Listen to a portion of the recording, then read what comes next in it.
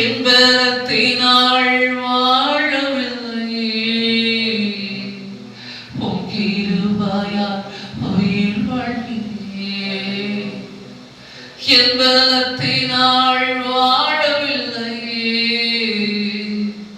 உம் கிருபையால் உயிர் வாழ்கிறேன். இக்கட்டிலோ நெருக்கத்திலோ, இக்கட்டிலோ நெருக்கத்திலோ, கிருபையால் காத்துக்கொண்டீரே, கிருபையால் காத்துக்கொண்டீரே, கிருபையால் காத்துக்கொண்டீரே, கிருபையால் காத்துக்கொண்டீரே. என் கால்கள் தள்ளாடும் போது உம் கிருபை என்னை தாங்குதே.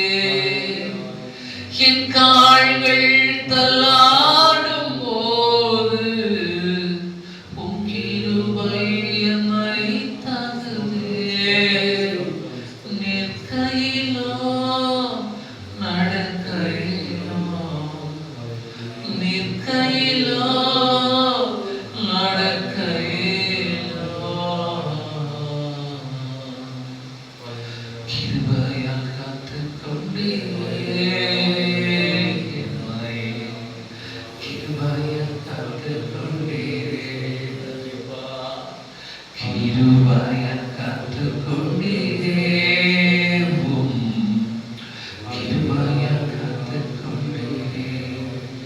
போகும் போதோ வரும் போதோ, போகும் போதோ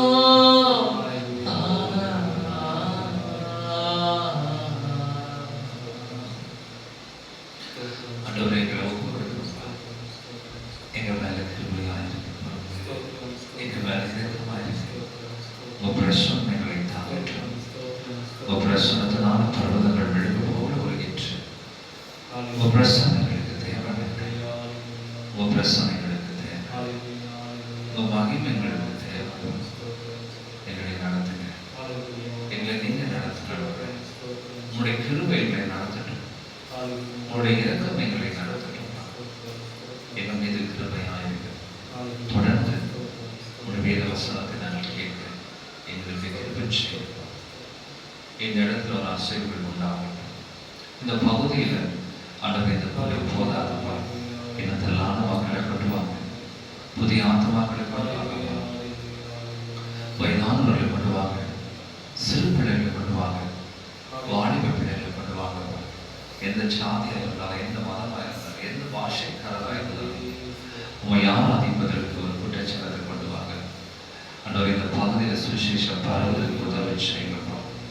இந்த இடத்துல ஒரு எழுப்புதல் உண்டாக உதவி செய்யுங்க. இந்த சிறு கூட்டம் போதாதுப்பா, ஒரு பெரிய கூட்டத்தை கருத்து ஆயத்தப்படுத்தும்படியாக சொல்லிக்கிறோம். உங்க கரங்களை ஒப்பு கொடுக்கிறோம். நீர் பெரியவர் ஆண்டவரே, பெரிய காரியத்தை செஞ்சு உங்க நாமத்தை மகிமைப்படுத்துங்க. ஆசீர்வதிங்க, பலப்படுத்துங்கப்பா. நசரேயனாகிய இயேசு கிறிஸ்து மூலம் ஜெபம் கேளுங்கள் நல்ல பிதாவே. ஆமென்.